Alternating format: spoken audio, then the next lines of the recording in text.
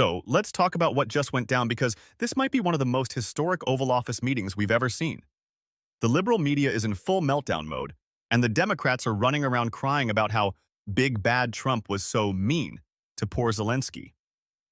The way they're talking, you'd think Trump bullied some helpless little victim instead of holding a foreign leader accountable for once.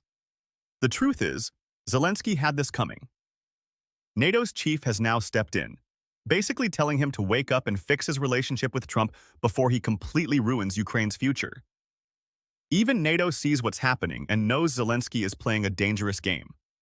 According to reports, the Oval Office meeting was an absolute disaster for Zelenskyy. He walked in acting like he was running the show, demanding more money, acting ungrateful, and refusing to negotiate for peace. Trump wasn't having any of it. Neither was Vance, who backed Trump up and set Zelenskyy straight. Then, when Zelenskyy refused to cooperate, Trump kicked him out. And now, after all the drama, whining, and media spin, NATO is stepping in, basically telling Zelenskyy, "You better fix this or you're screwed." Because the reality is, Ukraine has no future without America's support. Trump made that clear. If Zelenskyy wants help, he better start showing some respect and working toward peace instead of trying to drag the US into another endless war. But let's back up for a second. Why is Zelenskyy in this mess in the first place? Simple. He played it all wrong. Instead of walking into that meeting ready to negotiate like an actual leader, all he had to do was put on a tie, show up, smile, say thank you, sign the papers, and have lunch. That's it. But he couldn't even do that. Instead, he made things difficult behind the scenes for 10 days straight and then embarrassed himself in public. And now the mainstream media is freaking out because Trump flipped the script on them.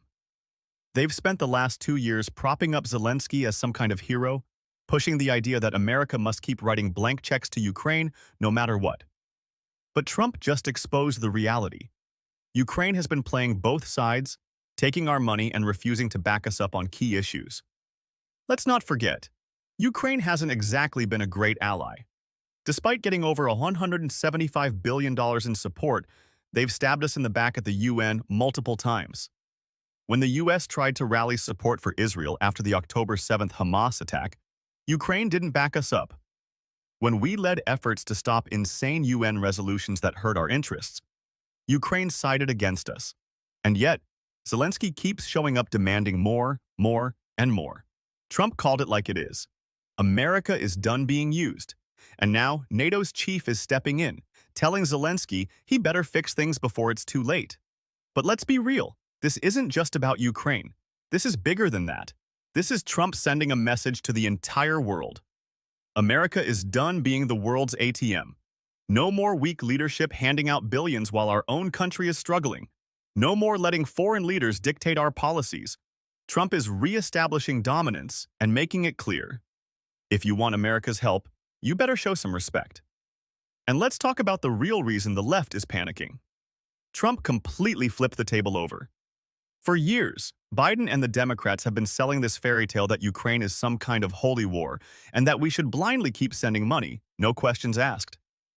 Trump shattered that illusion in one meeting.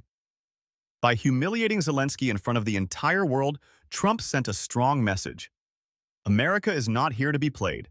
If Ukraine really wants peace, they'll work for it. If they keep playing games, they'll be on their own. And now even NATO is admitting that Trump is right.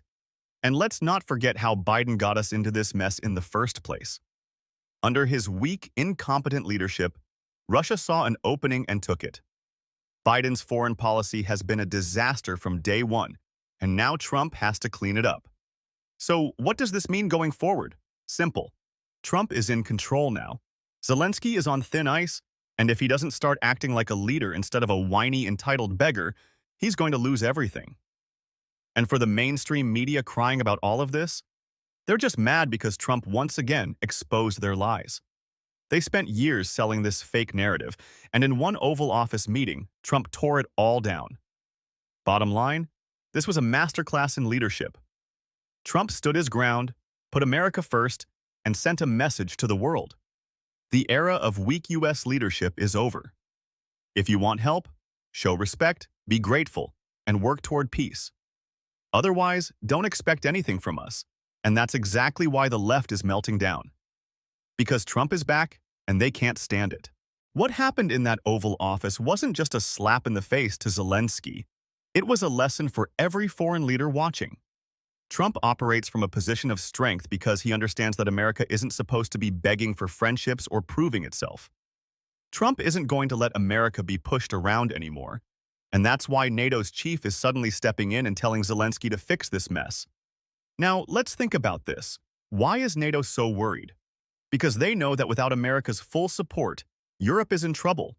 NATO's entire defense strategy is built on the idea that the US will always step in and clean up their messes. Trump just made it clear. Those days are over. And let's be real. Europe has been playing games for too long. They pretend to be strong, but the second things go south, they come running to the US for help. Trump is telling them to step up and take responsibility. And let's not forget about Russia. Trump has Putin's full attention now. The message is loud and clear. If you want to negotiate, come to the table. But if you think America is just going to pour money into Ukraine forever, think again. Zelenskyy now has two choices. 1.